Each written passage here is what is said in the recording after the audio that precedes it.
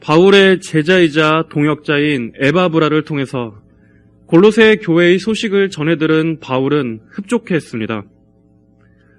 이제 막 세워지기 시작했던 신생교회 골로새 교회는 비록 거짓 교사들의 위험에 노출될 우려는 있었지만 그럼에도 성도들 안에 믿음과 사랑과 소망이 있었고 하나님의 복음이 골로새 교회 안에서 견실한 열매를 맺어가고 있다는 소식을 들었기 때문이었습니다.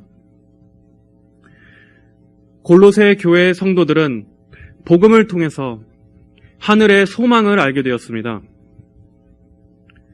대부분이 이방인들로 구성됐었던 그 교회 성도들은 자신들이 이방이었던 때에는 결코 알 수 없었던 소망, 바로 복음으로 말미암아 주어진 하늘에 간직된 그 소망 때문에 변화되었습니다. 이전에는 오직 이 땅이 자신들의 소망이었지만 복음은 그보다 훨씬 더 중요하고 값진 소망을 알게 해주었습니다. 이 땅에서의 어떤 소망도 결코 영원할 수 없고 또 자신들의 영원한 운명에 기여할 수 있었던 것들은 아무것도 없었지만 예수 그리스도로 말미암은 이 소망은 그들에게 진정하고도 영원한 복이 무엇인지를 깨닫게 해주었습니다. 그래서 그 소망이 그들의 삶의 중심을 바꿔주었습니다. 하늘의 소망이 있었기에 그들은 그리스도를 향한 믿음과 성도들 서로 간의 사랑에 있어서 잘 자라나고 있었습니다. 복음을 통해서 어둠의 빛이 비치게 되었고 영혼들이 복음을 통해 하나둘 거듭나게 되었습니다. 그리고 그들이 모여 교회가 세워졌습니다. 이 모든 것은 하나님께서 하신 일이었습니다. 바울은 그러한 소식을 기쁘게 전해 들으며 골로새 교회 성도들을 위해 기도합니다. 그들이 날마다 영적인 지혜와 총명으로 하나님의 뜻을 아는 지식에 있어서 충만하게 자라나게 되기를 기도했습니다. 또 모든 일에 선한 열매를 맺으며 하나님을 아는 지식에 있어서도 자라나기를, 그래서 영광의 권능을 힘입어 어떠한 어려움도 기쁨으로 능히 참고 견뎌낼 수 있기를 기도하겠다고 편지했습니다. 교회가 건전하게 잘 성장하기 위해서는 바른 진리의 토대 위에 이렇게 기도의 물을 주어야 합니다. 그들이 출발을 바른 복음으로 좋게 출발했다면 이제는 그 길에서 이탈하지 않고 더욱더 좋은 열매를 맺도록 계속해서 자라나는 데 힘써야 합니다. 이런 점에서 교회는 신령하고 영적인 유기체라고 부릅니다. 복음 자체가 살아있는 생명으로서 역사하는 것입니다. 참된 복음, 참된 진리의 말씀은 교회를 자라나게 하고 성도들을 서서히 변화시킵니다. 비록 그것이 눈으로 보기에는 더디다 할지라도 또 우리 생각에는 아무런 성장이 없는 것처럼 보여도 복음의 씨가 제대로 뿌려진 곳에는 반드시 영적인 성장이 있습니다. 우리의 때와 또 우리의 예상과는 다르지만 말씀의 씨와 하나님의 은혜가 성도들의 영혼에 이슬처럼 내려지는 것입니다. 하나님께서는 그러한 방식으로 교회를 축복하십니다.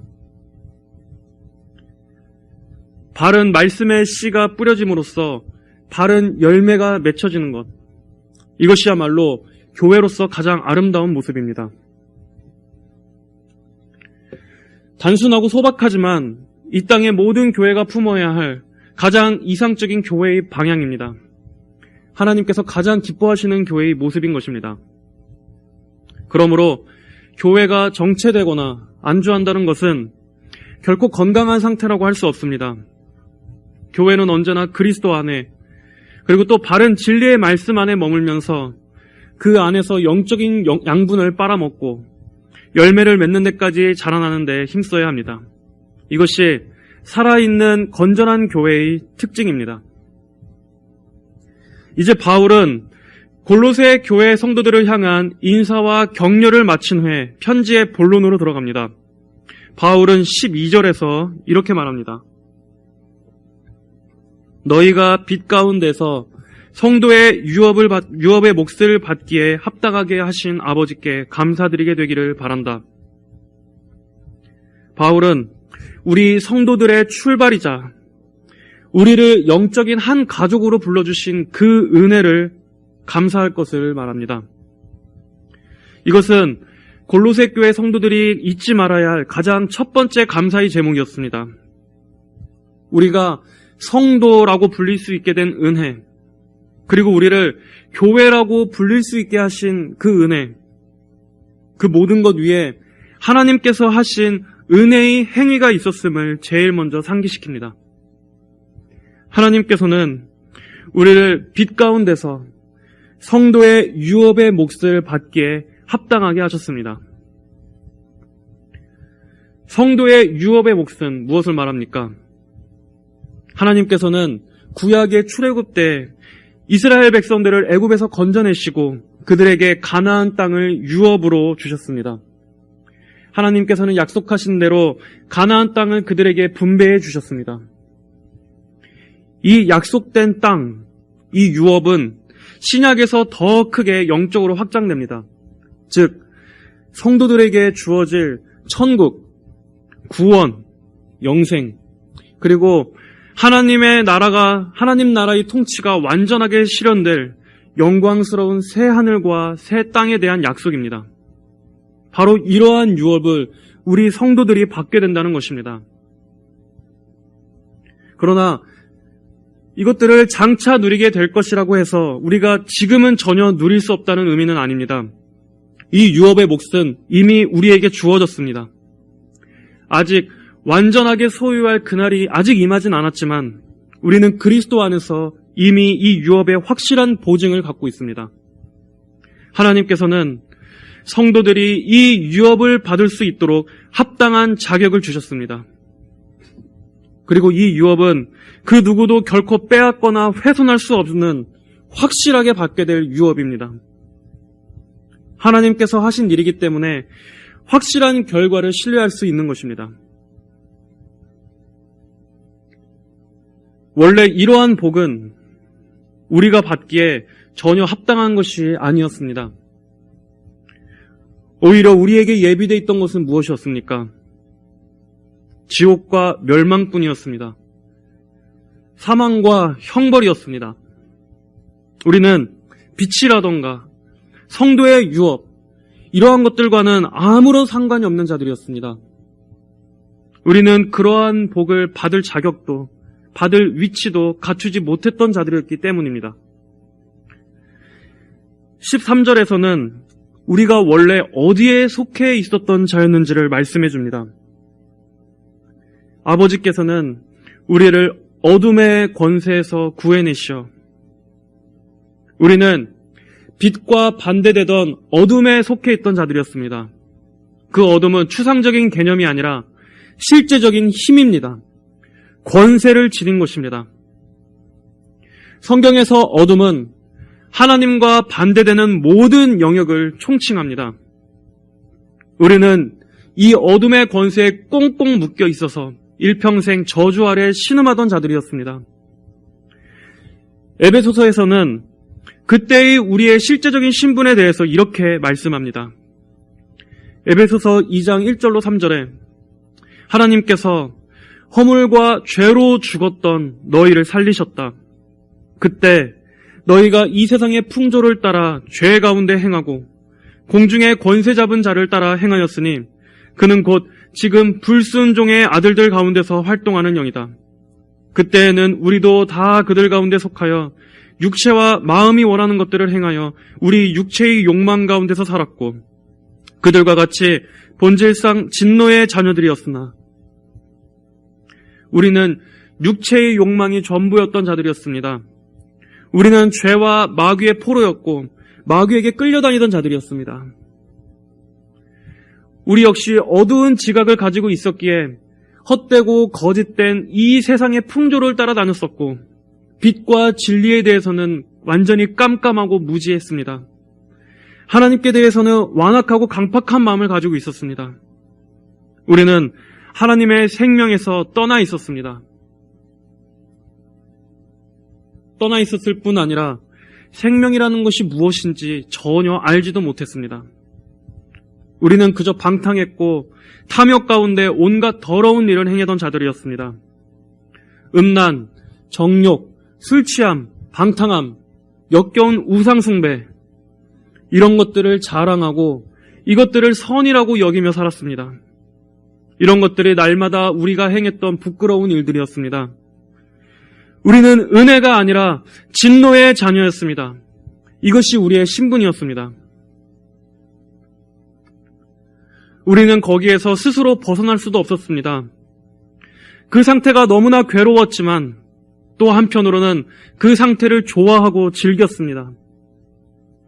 매여 있었으면서도 전혀 깨닫지를 못했습니다.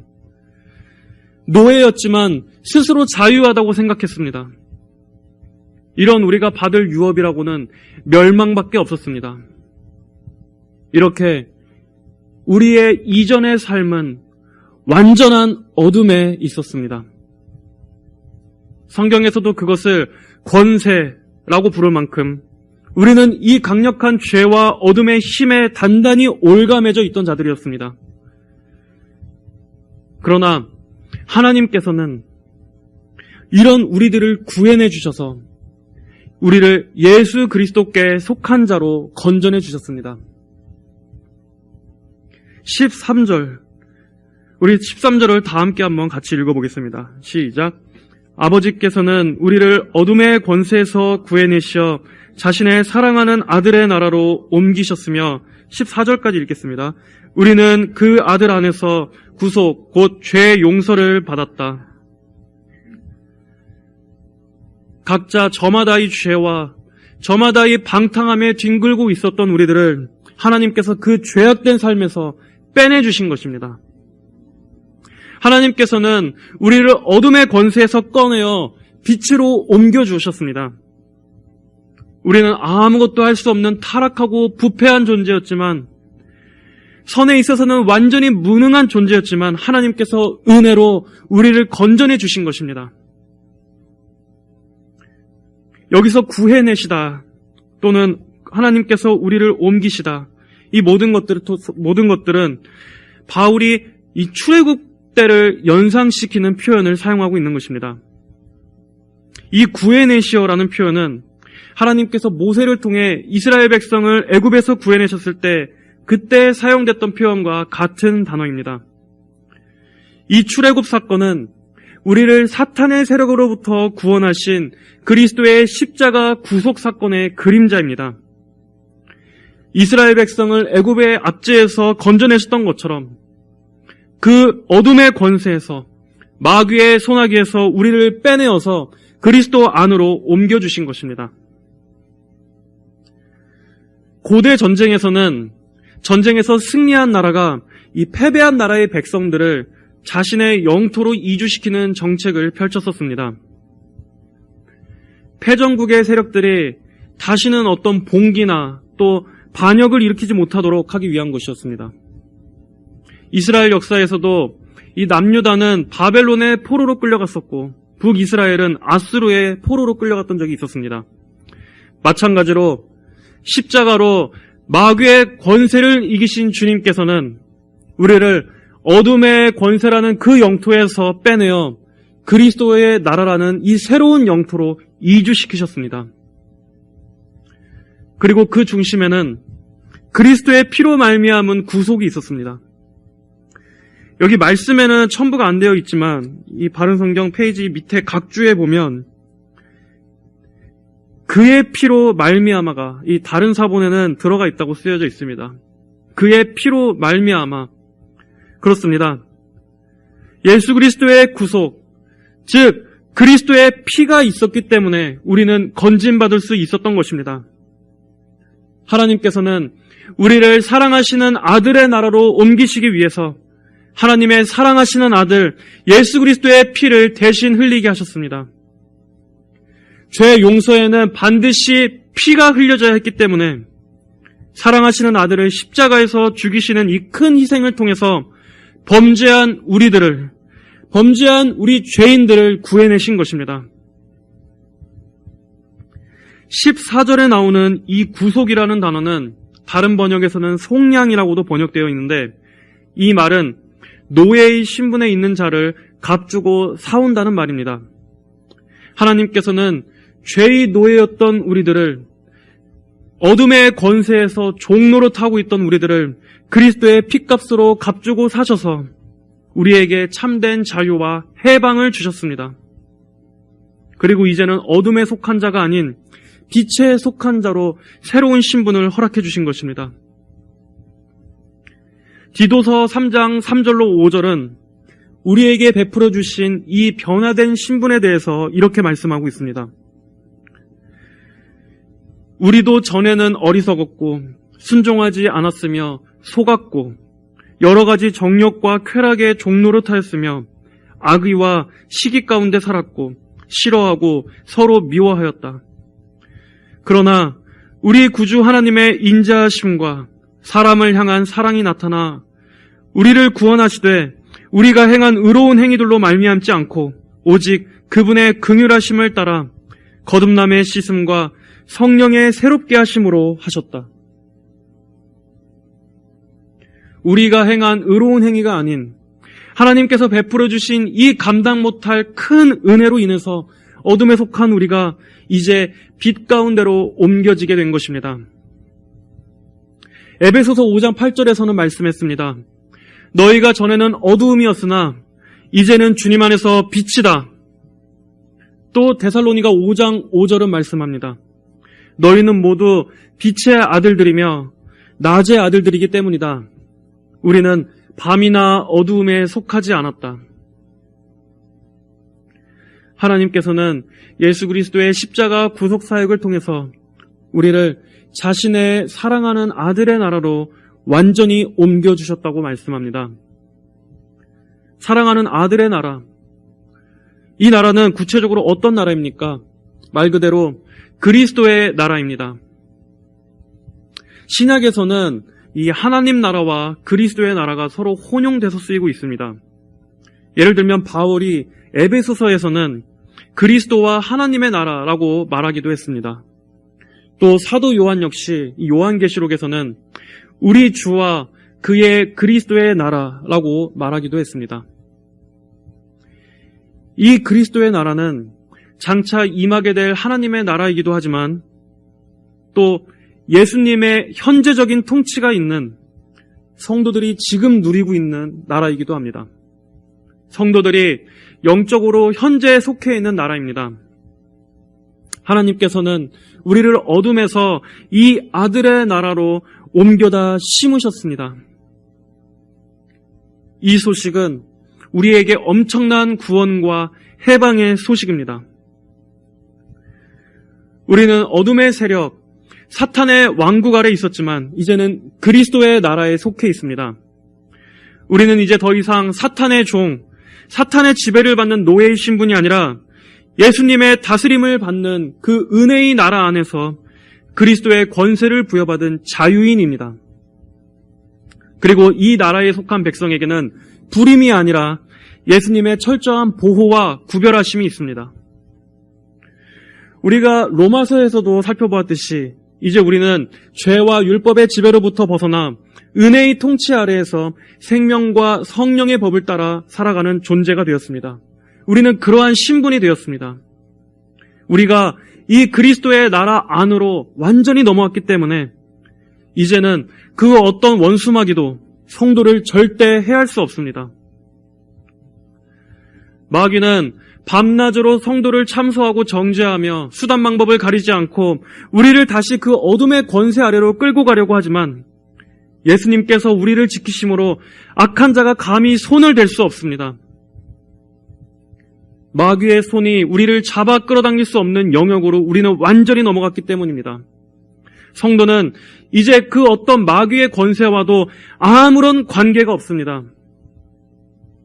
마귀가 예수님의 발꿈치를 상하게 했지만 예수님께서는 십자가를 통해서 마귀의 머리를 짓밟고 승리하셨던 것처럼 이제 그리스도의 나라에 예수 그리스도께 소속된 성도 역시도 마귀는 그저 우리의 발꿈치를 상하게 할 수는 있어도 결코 우리를 이기지는 못합니다. 심지어 교회의 박해자들이 우리의 목숨을 뺏어간다 할지라도 우리는 죽음을 이기시고 부활하신 그리스도와 연합되어 있기 때문에 부활의 첫 열매이신 주님을 따라 우리도 역시 부활할 것입니다. 그러므로 죽음도 우리를 집어삼킬 수 없습니다. 마귀도 우리를 삼킬 수 없고 죽음도 집어삼킬 수 없는 완전한 그리스도의 통치 아래로 넘어간 것입니다. 거기에는 그 어떠한 해함도 없습니다. 성도에게는 더 이상 그 어떤 정죄도 없습니다. 어떠한 귀신도 우리를 해하지 못합니다.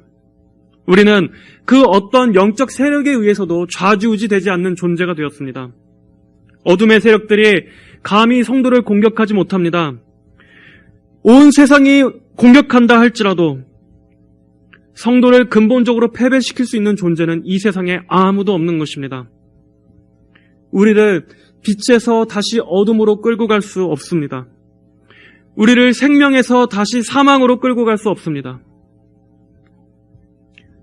바울이 특별히 이렇게 이 옮겨졌다라는 것을 강조하는 이유는 이 골로새 교회의 당시의 배경이 있습니다.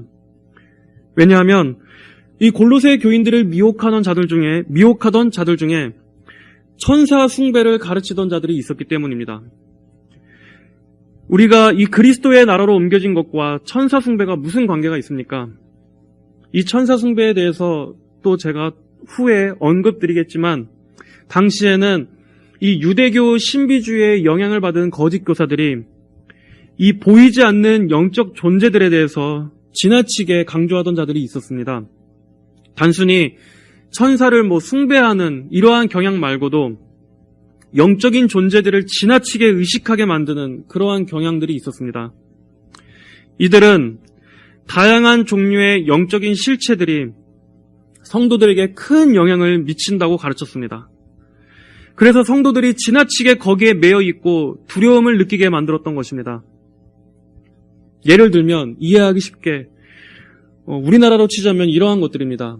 예를 들어 교회를 다니고 예수님을 믿는다고 하면서도 귀신이나 악한 영들이 해할까봐 점집이나 무당에 찾아가서 부적을 쓴다든가 또 아니면은 제사를 안 지내면 조상신으로부터 화를 입는다든가 아니면 우리가 일상적으로 이사를 갈 때 뭔가 괜히 찝찝하니까 이 손 없는 날을 택한다든가 이런 것들이 있지 않습니까? 문지방을 밟으면 안 되고 장례식에 갔다 오면은 소금을 뿌려야 될 것 같고 왠지 이렇게 부정 탈 것 같고 재수가 없을 것 같고 왠지 찝찝하게 하는 이러한 것들, 이런 다양한 종류의 미신들에 여전히 매여 있는 것 같다고 할 수 있습니다.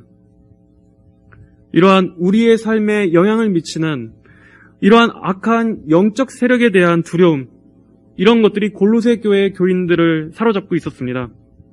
그래서 바울은 이런 영적인 존재들은 성도들을 궁극적으로 좌지우지하지 못할 뿐더러 예수님께서는 그 모든 영적 존재들까지 창조하신 창조주, 그리고 그 모든 것 위에 계신 권세자라는 것을 이 아래 16절에서 강조하고 있는 것입니다. 예수님께서는 만왕의 왕이시자 선지하신 하나님이시며 보이는 것들뿐만 아니라 보이지 않는 영적 세계들까지 창조하신 분입니다. 그리스도보다 위에 있는 것은 아무것도 없습니다. 모든 것은 그리스도의 통치를 받습니다. 그리고 오늘의 본문은 우리가 바로 그분의 나라와 그분의 영역, 그분의 권세 아래로 완전히 옮겨졌음을 말씀하고 있습니다. 그리스도의 나라 안으로 옮겨졌다는 것은 이처럼 강한 것입니다. 가장 자유롭고 진정으로 참된 해방을 주는 것입니다. 어둠의 권세에서 빛으로 옮겨졌다는 것은 이처럼 우리에게 확실한 위로와 담대함을 줄 수 있습니다. 하나님께서 우리에게 베푸신 일이 이렇게 크고 강한 것입니다. 바울은 이렇게 12절부터 14절까지의 말씀을 통해서 우리 성도들에게 주신 구원의 은혜와 우리에게 일어난 이 변화된 신분을 골로새 교회 성도들이 잘 새기기를 원했습니다. 그리고 이 사실로 인해서 감사하게 되기를 바란다고 말합니다. 그리고 이 감사는 오늘날 우리 교회에게도 마찬가지입니다. 하나님께서 베푸신 은혜의 결과로서 우리는 하나님을 아버지라고 부를 수 있는 존귀한 특권을 은혜로 값없이 받아 누리게 되었습니다. 우리 모두는 이 은혜를 입은 자들입니다. 그리고 이 은혜는 교회의 참된 연합의 근거가 되어줍니다. 우리 성도들을 하나로 묶어주는 띠입니다. 우리가 비록 인간적인 관점에서는 서로 사는 형편도 다 다르고 또 서로 각자 학력도 다르고 우리가 생활하는 무슨 재산이나 우리의 모든 각자의 형편들이 다 다르다 할지라도 우리 각자들이 다 서로 다른 사람들이라 할지라도 우리가 진정으로 이 은혜를 받아서 거듭나게 된 이러한 과분한 은혜를 받은 존재라면 또 이 사실을 진정으로 믿는 성도라면 우리 모두는 하나님을 한 아버지로 섬기는 영적인 한 가족입니다. 그러므로 우리는 서로 사랑해야 하고 성령께서 하나 되게 하신 것을 힘써 지켜야 합니다. 우리는 예수님을 머리로 하는 한 몸의 지체입니다. 우리는 같은 믿음을 고백하며 같은 소망에 동참하고 있는 자들입니다. 또한 우리는 동일하게 세상으로부터 함께 미움을 받고 있습니다. 이 신앙의 여정을 함께 걸어가며 천국까지 동행해야 할 우리 모두는 귀한 영적 가족입니다. 그러므로 우리는 우리 각자 다른 사람들을 하나의 신분, 이 존귀한 성도라는 신분으로 불러주신 그 아버지께 감사하며 동시에 우리는 교회로서의 한몸 의식을 가져야 할 것입니다. 다음으로 우리는 우리 자신의 정체성에 대해서 좀 더 확고한 믿음을 더해야 할 것입니다. 참된 성도라면 자신 안에서 이 빛과 어둠의 분명한 경계선을 인식하고 있어야 합니다. 자신이 어둠 가운데에서 빛으로 옮겨졌다고 하는 이 분명한 자아상의 변화, 자의식이 있어야 합니다. 예수님을 믿기 전과 믿은 후에 자신의 자아상에 대해서 전혀 차이가 없다거나 또는 구원받았음에도 여전히 어두움의 일들에 머물러 있거나 해서는 안 되는 것입니다. 어둠의 일이 도대체 무슨 말인지, 어둠의 권세라는 게 도대체 어떠한 것인지 여전히 모르면 안 됩니다. 참된 거듭남은 낮과 밤이 분명히 다른 것처럼 빛과 어둠이 완전히 다른 것처럼 내적인 변화가 반드시 있습니다. 성도는 이제 어둠에 있지 않은 존재입니다. 어두움의 행위를 벗어던지고 성도는 빛의 갑옷을 입어야 합니다. 어둠의 일들을 멀리하고 미워하며 빛 대신 주님 안에 항상 거해야 합니다. 그게 더 좋은 사람이 참된 성도입니다. 성도는 빛에 나아오기를 좋아합니다. 빛에 가까이 있기를 좋아합니다. 그러므로 여러분이 빛에 속한 자인지 아니면 아직도 여전히 어둠에 속한 자인지 확실하게 자신의 정체성을 세우시기를 바랍니다. 만약 이 믿음이 확고하게 세워진다면 자신이 철저하게 이 빛 대신 그리스도께 속해 있다라는 이 사실에서 큰 안전함과 담대함을 누리게 될 것입니다. 이것이 여러분의 믿음의 견고함에 큰 유익을 줄 것입니다. 그러므로 긴가민가한 믿음이 아니라 확신 있는 믿음이 되시기를 구하시기를 바랍니다. 마지막으로 이 14절은 이 모든 일이 그 아들 안에서 일어났다고 말씀합니다. 그리고 이어서 바울은 다음 15절부터 바로 그 아들이 어떠한 분인지를 찬양하며 쭉 높이고 있습니다. 만약 그 아들 안에서 이 구절이 없었으면 우리는 구원받지 못했을 것입니다. 우리는 그 아들, 바로 예수 그리스도께 초점을 맞춘 신앙이 되어야 합니다. 그 아들이 없는 교회, 그 아들이 빠진 신앙 고백, 그 아들이 없는 열심 있는 믿음, 이런 믿음은 다 잘못된 문으로 들어온 것입니다. 양의 문이 아니라 도둑처럼 담장을 넘어간 것입니다. 우리의 신앙의 중심과 기초는 언제나 절대적으로 바로 그 아들, 예수 그리스도께 중심을 두고 토대를 둬야 합니다. 그리스도께서 우리의 신앙에 계셔야 합니다. 19절에서는 아버지께서 모든 충만이 아들 안에 있다고 말씀하십니다. 모든 충만이 예수님 안에 있습니다. 우리의 칭의의 근거, 우리의 생명, 우리의 도움, 우리의 존재 이유, 우리의 힘, 우리에게 필요한 모든 영적 도움, 우리의 최종적인 승리, 이 모든 것에 대한 공급이 바로 충만하신 그리스도께 있습니다. 예수님으로 인해서 우리는 죄 용서의 유업, 또 의롭다 여김받는 유업을 누리게 되었습니다. 예수님께서 우리의 자격이 되시고 예수님만이 우리의 거룩의 근거가 되십니다. 이 모든 일이 그 아들 안에서 이루어진 일입니다. 여러분의 신앙에는 바로 그 아들 안에서 출발하셨습니까? 여러분은 예수님을 얼마나 생각하십니까? 여러분은 예수님을 얼마나 찾고 의지하십니까? 여러분은 예수님을 항상 찬양하며 높이고 계십니까? 그분을 머리로 하여 그분으로부터 영적 양분을 받아먹고 있습니까? 그분이 여러분의 유일한 찬송의 주제가 되시는 분이십니까? 성도 여러분, 예수님을 여러분의 믿음의 중심으로 삼으십시오. 예수님께서 빠진 신앙은 구원받을 수 없습니다. 예수님께 토대를 놓지 않는 신앙은 안타깝지만 그저 혼자만의 망상일 뿐입니다.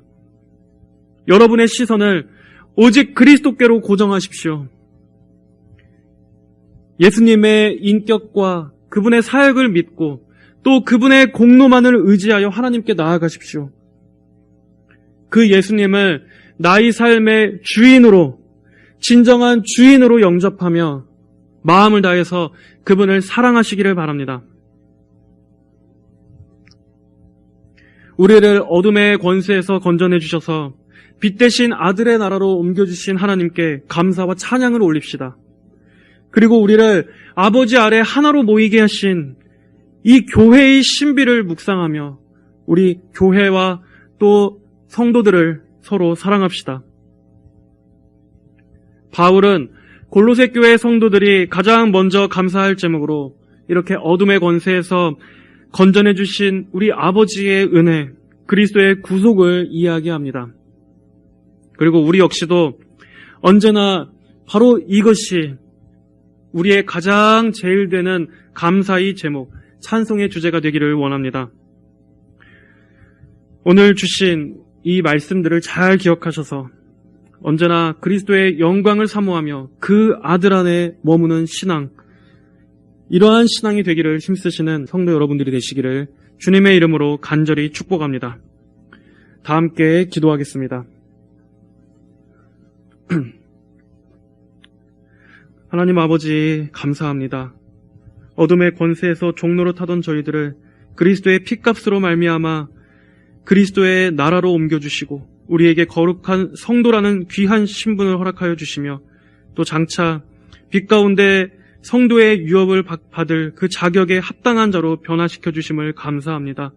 하나님 아버지, 언제나 우리에게 주신 이 귀한 권세, 그리스도의 권세, 그리스도 안에서 누리게 된 이 자유인의 신분을 아버지 우리가 믿음으로 굳게 붙잡고 그 어떤 마귀의 정죄와 참소를 승리하며 하루하루를 살아갈 수 있도록 붙잡아 주시옵소서. 날마다 그 아들을 높이고 그 아들을 사랑하며 그리스도 안에 머무는 저희 모든 성도들이 다 되게 하여 주시옵소서. 감사드리며 살아계신 우리 주 예수님의 이름으로 기도드립니다. 아멘.